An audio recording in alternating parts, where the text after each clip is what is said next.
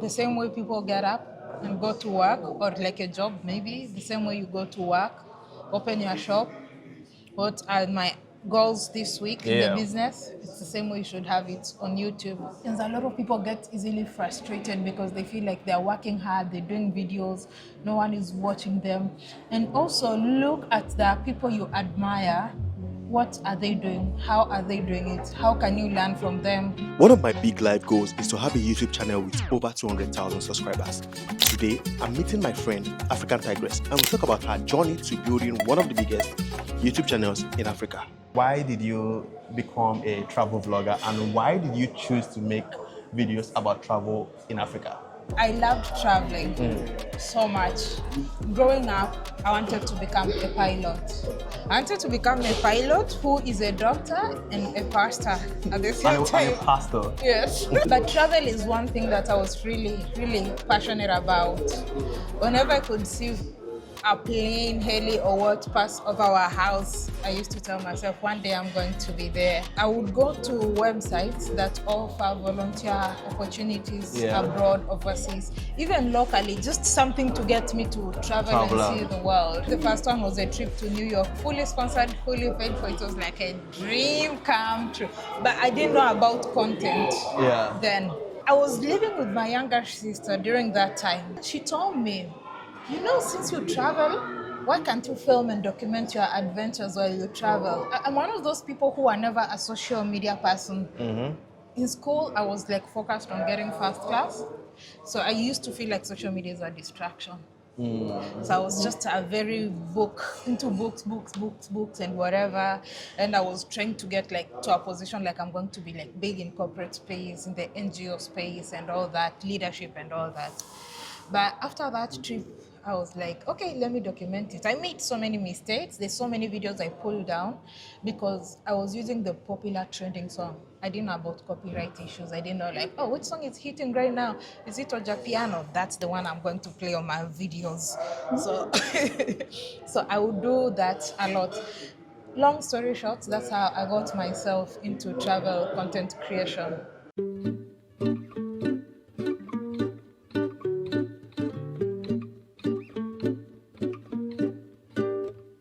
I know it's vlogging in Africa as an African and traveling, being a travel vlogger as an African. There are some challenges that other people from different parts of the world may not face, that Africans uniquely face. What are some of the things you've struggled with as a vlogger from Africa? Access to countries. For instance, West Africa. It's really hard for me coming from East Africa to access it, in the sense that visas everywhere. And then they have this mindset that for me to get a visa, I have to get it from my home country. So imagine I'm here in Nigeria and I'm trying to go to Liberia. I can't go to the embassy here for them to give me a visa. I'm just giving an example. I've not tried Liberia, but it has happened in some countries in West Africa. I'm not so sure if I go to the Liberian embassy here, if they will give me, or they will say, oh, you're not a resident, go back and get it from Kenya. You get it? So that access is the biggest problem. The fact that someone from Malaysia and Singapore can get to Nigeria visa free and I need to pay $215 to get to Nigeria is also, something. So that access, I feel like we limit each other so much in traveling. I don't know why we treat each other in Africa like that. Everyone I really talks about don't it. understand. Like, we would easily let someone coming from the Western world to access the country first than someone who's coming from a neighboring country. So that's the biggest problem that I find with. What were some of the biggest challenges you faced making travel content profitable, especially like in the first few years that you started, like making money? Making money, to be honest, I must say it's been grace and luck for me. Of course, the first 1 year when I was doing, like I was experimenting, I wasn't like really traveling when I started. Of course, the revenue was fluctuating, and then one time, my revenue just shot, like previous month I'd made like, let me put it, $139. The next month, the revenue jumped to like over $1,000. I was like, what? Like it seemed so unreal. And then it consistently wants always over Oh. that. Like, that was like a sudden jump. Like when I made 139, I was just praying to make $300 or $500 every month. I would be more than grateful. But it just jumped from $139 all the way to over 1,000, and it never went below. Like it was. I felt like you have that. It was at that moment you knew. It's at that moment that I knew this thing works. Like I still doubted myself after that. I felt like, oh my goodness, what if it goes down? What if it goes? It never went down.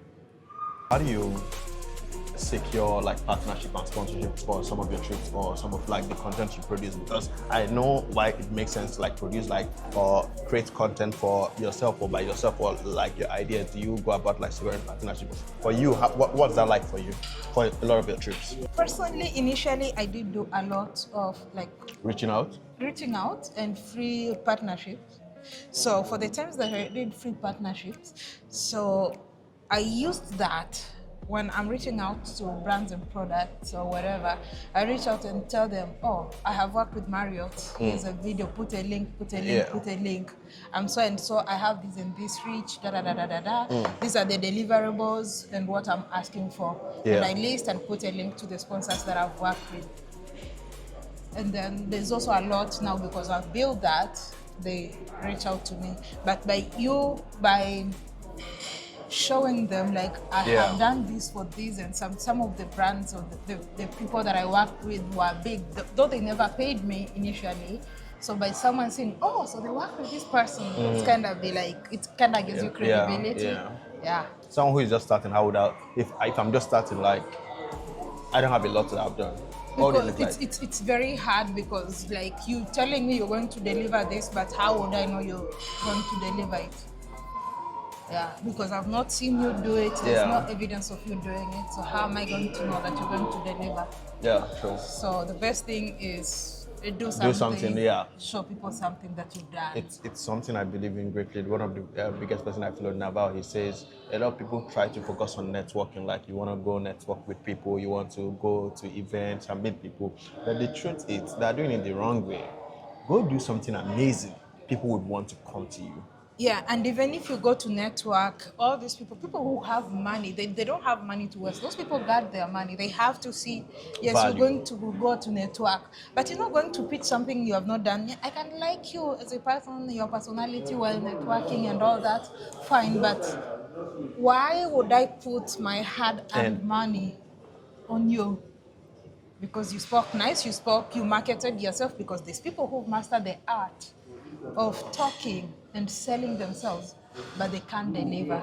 Yeah. So go do something amazing. Use it. At least when you come and show me, I'll be like, oh yeah, so I actually saw that. That's really lovely. I would love you to do such a thing for me. Yeah. Yeah. For someone who is starting today as a travel content blogger, what is one piece of advice you would give them? Someone who's starting as a travel, Content blogger, yeah. patience. Patience.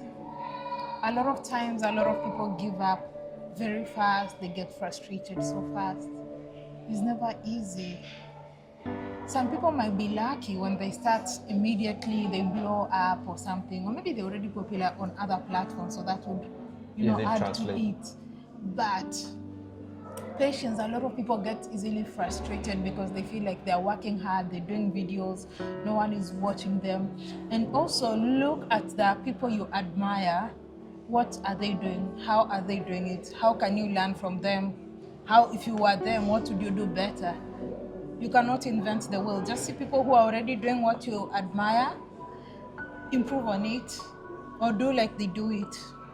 But while at it, remain authentically yourself. Yeah, but patience and consistent. Like you must, if you give negative energy, negative vibes, you're doing it. I kind of feel like videos, they have feelings kind of, or energy.